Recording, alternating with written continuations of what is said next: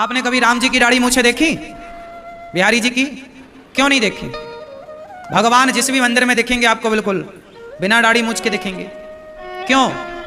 क्योंकि भगवान कभी बूढ़े होते ही नहीं, सदा सुंदर, सदा 16 वर्ष के रहते हैं भगवान, सदा जवान सुंदर रहते हैं, क्योंकि वो भगवान है। भगवान में एक नयापन है। हम लोग पुराने हो जाते हैं, लड़कपन, जवानी, बुढ़ापा। आज आप जो नए बच्चे हैं, ये बच्चे आने वाले 50 सालों में, आप 30-40 सालों में आप पुराने हो जाओगे,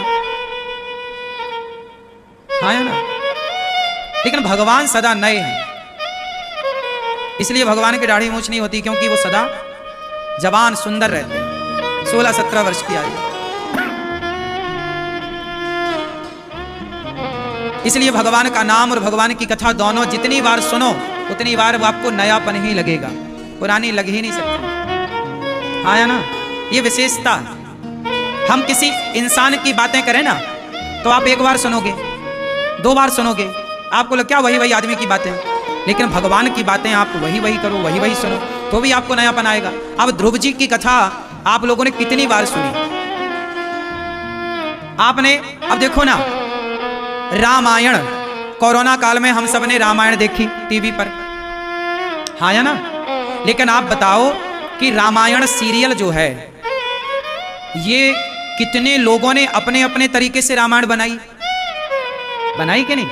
रामानंद सागर जी ने रामायण बनाई, तो अनेक निर्माताओं ने रामायण बनाई, नहीं बनाई? आज भी रामायण बन ही रही है, नया टेलीविजन पे आने के लिए नई। क्यों? वही मूवी, सेम वही मूवी दोबारा ना बनी होगी कोई, लेकिन राम जी का चरित्र वही रिपीट, वही रावण, वही राम, वही सीता हरण, वही बार बार बनी, और आपने बार बार देखा, और जितनी बार आपने देखा उतनी बार आपको उसका आनंद मिला, उतनी बार आपकी आंखों में आंसू आए। क्यों?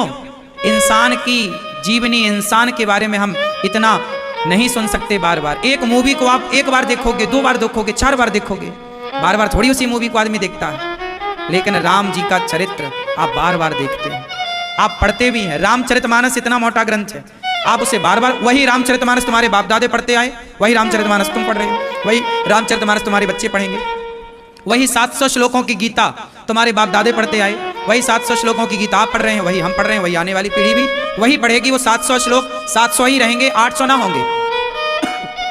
क्यों? क्योंकि जगत पुराना होता है, जगत परिवर्तनशील है, पर जगन्नाथ परिवर्तनशील नहीं है, वो पुराने नहीं होते। इसलिए भगवान की कथाएं सदा नई होती हैं, क्योंकि भगवान नए हैं। समझ में आ रही है मेरी माँ? इसलिए कथाएं बापिवत भागवतम रसमालयम मुहुरहो रसिका भूवि भावुकाः, बार बार कथा सुनना चाहिए। एक बार सुन लिए ऐसा नहीं, अब जी बहुत हो गई, नहीं। राम कथा सुनने के बाद, कृष्ण का चरित्र सुनने के बाद जो अघा जाएं, तृप्त हो जाएं, मतलब उन लोगों ने सुना नहीं। भगवान की कथा सुनने से कभी तृप्ति नहीं होती, प्यास और बढ़ती है। जहां प्यास बढ़ जाए सत्संग की, समझ लो कि आपकी भक्ति सही चल रही है, और जहां कथा सुन के तृप्ति मिल जाए, समझ लो कि आप गलत चले गए। तृप्त होता है आदमी कहां? रसगुल्ला आप खाइए, तो खाने बैठेंगे ना तो 2-4 रसगुल्ले बढ़िया लगेंगे, 5वां भी ठीक ठाक लगेगा, 6वां तो ठीक है, 7वां 8वां, फिर आप क्या होगा, बस अब नहीं भैया एक और खाओ, अरे भैया अब एक खाएंगे तो सारे बाहर आ जाएंगे, अब नहीं खा सकते। मतलब आप संसार की कोई भी चीज, कोई भी सुख आप उठा के देखो, वो जैसे आप लेंगे उसका स्वाद कम होगा।